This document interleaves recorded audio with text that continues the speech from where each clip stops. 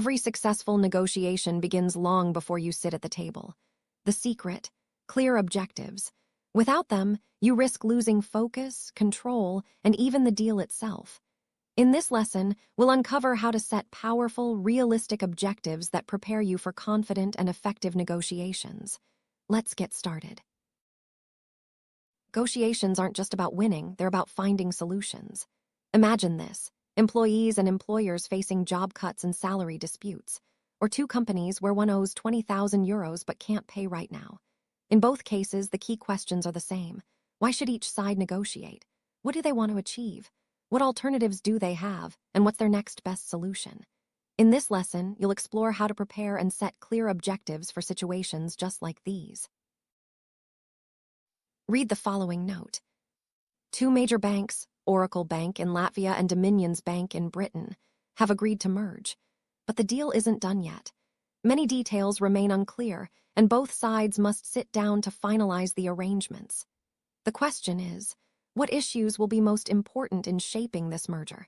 In this lesson, we'll dive into the critical objectives that guide high-stakes negotiations like this one. Let's check the suggested answers. Every successful meeting has an agenda, and every successful negotiation needs one too. Why? Because an agenda does three powerful things. It helps you define your own priorities and goals, understand your opponent's priorities and goals, and stay disciplined throughout the process. Remember, when you know where you are and where you want to go, it's much easier to make the journey. In this lesson, we'll see how setting an agenda becomes the key to negotiation success. Read the following memo from Oracle Bank. Did you mention any of the issues which Mrs. Davida finds important? Harold, I need you and Johannes to discuss this merger meeting. We do not have to accept all their ideas, but I am quite happy if they choose the venue and appoint the chairperson. I hope 18 February is a suitable date for all. We must appoint Johannes as our public relations expert. With all the bad publicity that banks are getting following the credit crunch, we are going to need someone to make us look good in the press. Concerning the corporate centers, I think we will have to agree to close ours. London is a much bigger financial center. In addition, we can get a good price for the old building.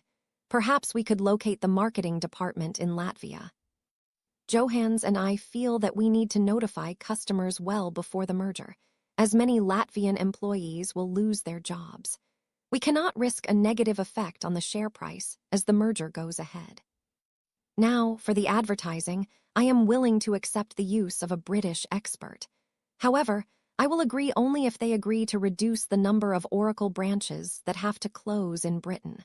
Our intention is to keep at least a few open. By the way, my son is interested in combining and updating the computer systems. Perhaps we could trade this idea against the new corporate image. It will look very British anyway due to the British advertising agency. I would also like to add our name to Dominion's. It would be good corporate branding. I refuse to accept any redundancies among the marketing staff.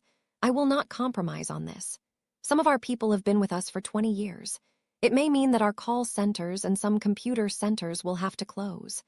However, these people should soon get new jobs, as there is a need for good people in it. Harold, please let me have your thoughts and a proposed agenda by the morning. D. Davita.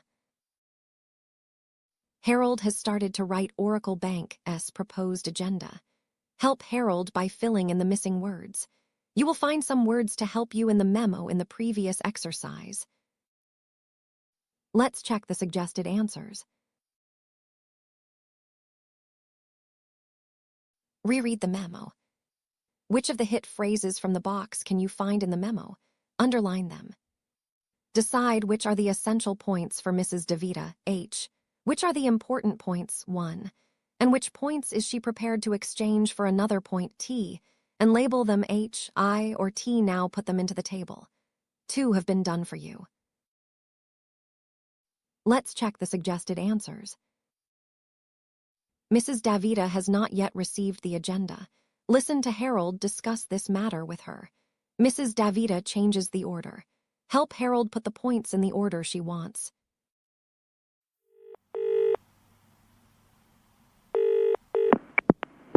Hello, Harold Gosling speaking.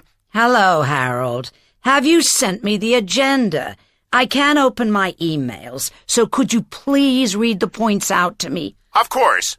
I've left the venue open as you wanted and used the 18th of February as the date and included Johannes as a participant. Perfect. Now the bullet points. Firstly, the usual apologies, then corporate center. No. I want the appointment of the public relations consultant to come next. Okay. Secondly, the appointment of public relations consultant, then corporate center. No, Harold, you've forgotten that the marketing department should be near the top. Okay. Thirdly, marketing department. Can I put corporate centers next? No, not yet. I want notification of customers next, and then corporate centers. Let's get all our important points at the top. After corporate centers, I've put branch closures, then advertising and corporate image and branding. Yes, and finally? Well, I have call centers, then computers, and finally AOB. It would be better to swap the call centers and the computers around. Then it's fine. Do you want to check the agenda again? No, just send it off as soon as it's finished. Jeff can sign it. Let's check the suggested answers. The CFO's secretary at Dominion's Bank is ringing Oracle to arrange the meeting in February. Listen and complete the table below.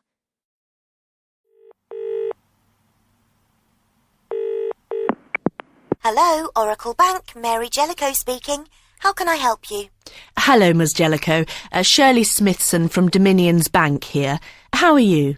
I'm fine, thanks. And you? Fine. I'm calling to arrange the meeting and discuss the agenda. Do you have any more points? Yes, I do. Have you received the agenda? Yes, I have. We suggested the 11th of February at 9 a.m.